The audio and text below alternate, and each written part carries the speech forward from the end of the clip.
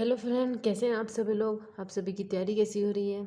आप सभी का स्वागत है हमारे शिक्षा एजुकेशन चैनल में।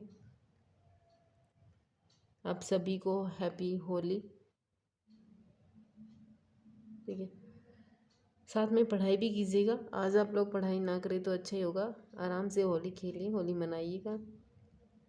कल से आप अपनी फिर से तैयारी स्टार्ट कर दीजिएगा। जितने भी आप लोगों के पास वीडियो आ रही हैं उनको भी कल से देखना शुरू कर दीजिएगा, पढ़ना शुरू कीजिएगा।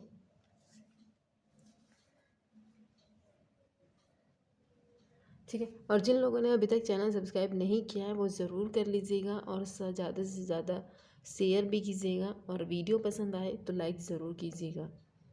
साथ में आप लोगों को साइंस की वीडियो प्रोवाइड की जा रही है। साइंस का जितना भी आप लोगों का पोर्शन है वो आपके एग्ज़ाम से पहले हो जाएगा सारा। उसके बाद आपको सिर्फ यहाँ पे क्वेश्चन सीरीज़ करवाई जाएंगी। जो भी आपके पास डिटेल आएगी, आपकी डेट पीछे आगे पोस्टपोन होने की एग्ज़ाम की, उससे रिलेटेड भी आपको बता दिया जाएगा। ठीक है, अभी हम ज्योग्राफी स्टार्ट करते हैं। आप लोगों को नदियों के बारे में पढ़ाया जा रहा था कि नदियाँ क्या होती हैं, कहाँ से निकलती है, इस पे कौन सा बांध है, इस तरीके से।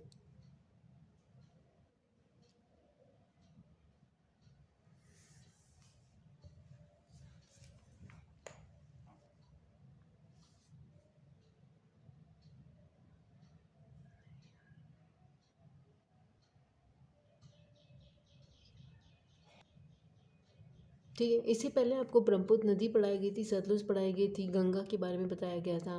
फिर आपको नर्मदा, ताप्ती, ब्रह्मपुत्र, गोदावरी, ये सारी नदियाँ आप लोगों को पढ़ाई गई थी। आज हम बात कर रहे हैं कौन सी नदी की, कृष्णा नदी। आज हम आपको कृष्णा नदी के बारे में पढ़ा रहे हैं। कृष्णा नदी क्या है, ये देखिए, ये आपकी कृष्णा नदी है। अब इस पे जितनी भी आपकी सहायक नदियाँ होंगी वो सारी आप लोगों को यहाँ पे कराई जाएंगी। जैसे सबसे पहले आपके यहाँ पे कहाँ से निकलती है, ये निकलती है आपकी महाबलेश्वर।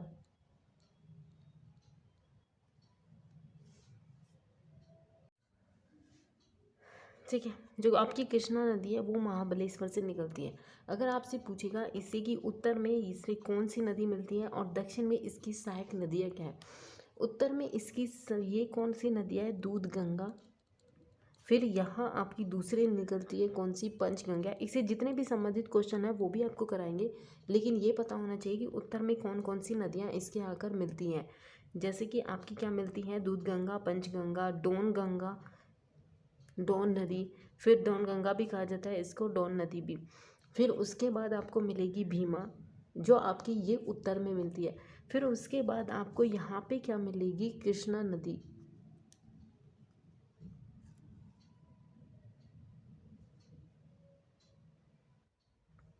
ठीक है, यहाँ पे क्या होती है, कृष्णा नदी पे ही यहाँ पे एक मूसी है।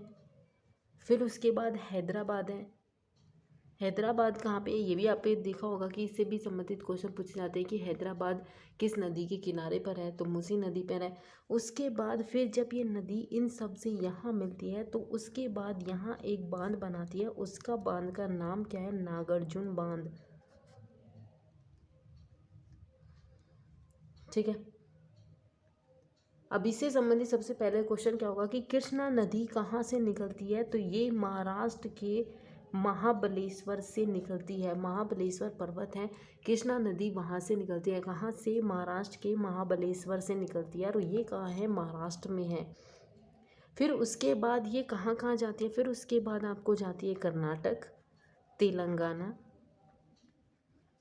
और आंध्र प्रदेश। इनसे होती हुई ये यहाँ पे बंगाल की खाड़ी में जाकर गिर जाती है। ठीक है, इससे आगे फिर और क्या पूछेगा कि आंध्र प्रदेश में यह नदी, इस नदी पर कौन सा बांध स्थित है, यानी कि इस नदी पर आंध्र प्रदेश में कौन सा बांध है, आपका नागार्जुन बांध।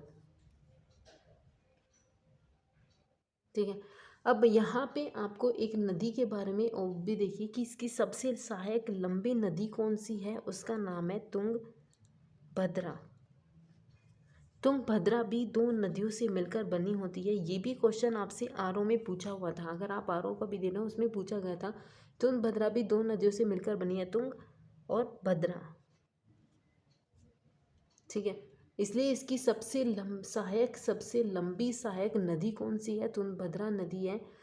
और यहाँ से पूछ सकता है कि तुंगभद्रा किसकी सहायक नदी है? हंगरी नदी तुंगभद्रा की सहायक नदी है, इसलिए हंगरी नदी यहाँ से जाकर इससे मिलती है, यहाँ पे आपकी होती है हंगरी नदी।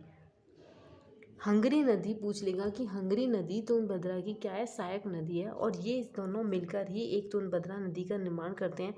फिर उसके बाद तुंगभद्रा इसकी सबसे लंबी सहायक नदियों में से एक है। ठीक है, अब दूसरा क्वेश्चन क्या पूछेगा कि हैदराबाद किस नदी के किनारे है? तो हैदराबाद मूसी नदी के किनारे हैं।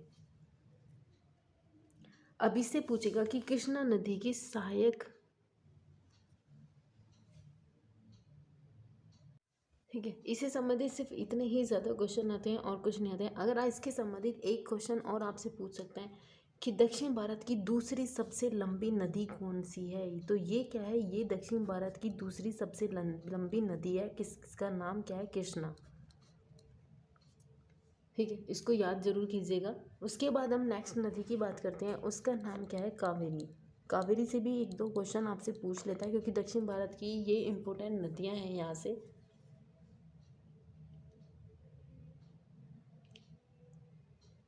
ठीक है, अब आपसे सबसे पहले क्या पूछेगा? ये आपकी नदियां हैं, ये आपसे पूछेगा कि कावेरी नदी किन किन राज्यों से होकर गुजरती है? तो आपसे क्या है? केरल, कर्नाटक और तमिलनाडु।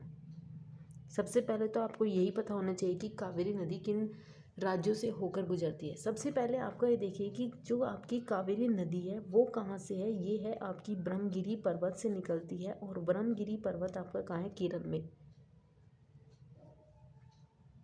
ठीक है, फिर उसके बाद आपको यहाँ पे क्या मिलेंगे? कुछ द्वीप मिलेंगे इसी कावेरी नदी पर कुछ यहाँ पे द्वीप मिलते हैं। इसकी कोई सहायक नदी है, लेकिन इसे सहायक नदियों से कभी क्वेश्चन नहीं पूछे गए हैं।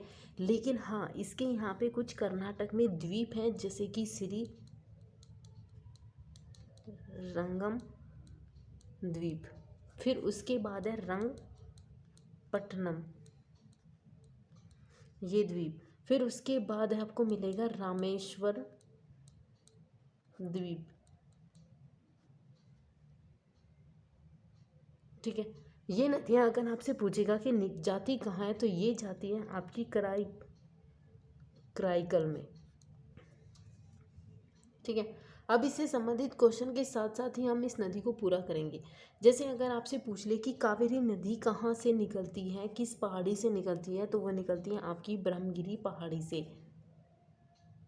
फिर उसके बाद क्या होगा कि ये कर्नाटक से होती हुई और तमिलनाडु से होती बंगाल की खाड़ी में गिर जाती है, यानी कि बंगाल की खाड़ी में गिर जाती है, और ये डेल्टा बनाती है। अगर आपसे पूछ ले डेल्टा कहाँ बनाती है, ये अपना डेल्टा बनाती है पुडुचेरी के कराईनाल में।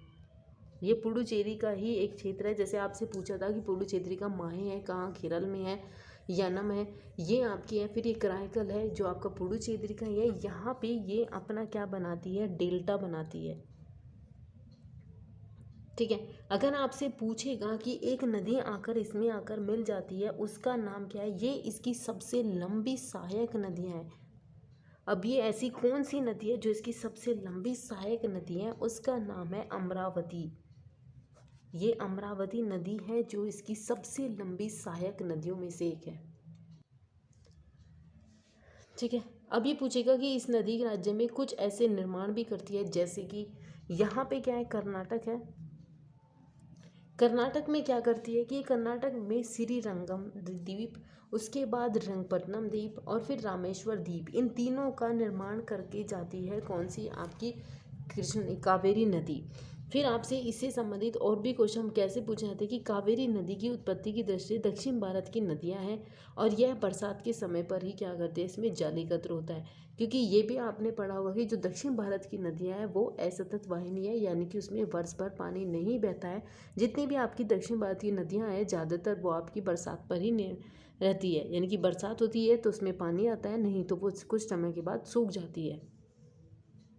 और ये आपसे पूछने का कि इसमें बरसात यानी कि जल की प्राप्ति किस से होती है? लौटते हुए मानसून से, या फिर जाते हुए मानसून से, या आते से। इसमें अगर आपसे पूछे कि इस नदी से आते हुए मानसून से, यानी कि दक्षिण और पश्चिम में, यानी कि आपसे पूछेगा कि दक्षिण और आपसे पश्चिम मानसून एवं लौटते हुए मानसून, इन दोनों मानसून के द्वारा इसमें क्या होती है, जल की प्राप्ति होती है। अगर आपसे पूछेगा कि कावेरी नदी में जल कहाँ से प्राप्त होता है, कि कब इसमें वर्षा होती है, तो आते हुए मानसून और जाते हुए मानसून, ये दोनों ही इससे होती है। यानी कि जब आपका मानसून आता है तब भी इसमें वर्षा होती है, और जब लौटता हुआ मानसून होता है तब भी इसमें होते हैं। और ठीक है, उसके बाद यहाँ पे क्या होती है, इसे दक्षिण भारत की सदाबहार नदी भी कहा जाता है। अगर आपसे पूछ ले कि दक्षिण भारत की सदाबहार नदी कौन सी है, तो सदाबहार नदी आपकी कौन सी है, यही नदी है, उसका नाम है कावेरी। इससे ज़्यादा और कोई क्वेश्चन नहीं पूछेगा, और ना ही आपसे इससे और कोई नदियों से बारे में क्वेश्चन पूछेगा, क्योंकि ये आपकी दक्षिण भारत की कुछ इंपॉर्टेंट नदियाँ थी। उत्तर भारत की जितनी इंपॉर्टेंट नदियाँ थी वो आपको करा दी गई है। फिर हम उसके बाद आपसे बात करेंगे भारत की प्राकृतिक वनस्पतियाँ। ठीक है, जैसे पेड़ पौधे, झाड़ियाँ, घास, लताएं, फूल, पत्ते, कांटे, ये सब क्या होती है, प्राकृतिक वनस्पतियाँ होती हैं। फिर उसके बाद आपसे पूछेंगे कि प्राकृतिक वनस्पतियों को प्रभावित करने वाले कुछ कारक भी होते हैं, जैसे वहाँ का तापमान, टेम्परेचर। जहाँ हाई टेम्परेचर होगी वहाँ पे कैसी वनस्पति होगी, वर्षा ज़्यादा होगी तो वहाँ पे कैसी वनस्पतियाँ होगी, कम होंगी तो कैसी होंगी, वहाँ की सॉइल यानी कि आपकी मृदा, मिट्टी कैसी होती है, किस में कैसी होती है, ह्यूमस होता है, कार्बनिक पदार्थ होते हैं। कभी कभी ऊंचाई का भी इफेक्ट पड़ता है। कश्मीर के पेड़ पौधे देखो, और आप दक्षिण भारत के आपके जो यहाँ पे शांत घाटी वाले क्षेत्र है या पश्चिमी घाट, पूर्वी घाट के हैं, उनके देखो, उनमें भी आपको काफ़ी अंतर मिलेगा इनमें देखने में।